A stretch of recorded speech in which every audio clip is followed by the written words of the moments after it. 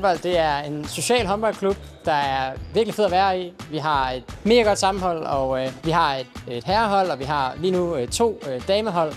I klubben går vi meget op i at have det sjovt, men der er selvfølgelig også en vis seriøsitet og fighter-energi til træning, fordi selvfølgelig spiller vi også kamp for at vinde. FSK er virkelig også en håndboldklub, hvor der er plads til alle. Der er nogen, der har spillet divisionshåndbold før, og der er nogen, der spiller for første gang, siden de måske gik til U14-håndbold.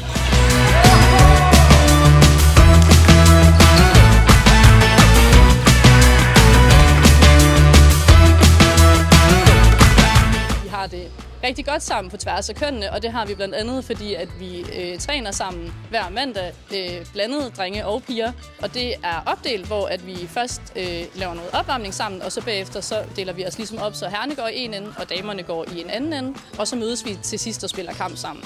Selvom det hedder FSK håndbold, så behøver man altså ikke at læse på statskundskab for at være med.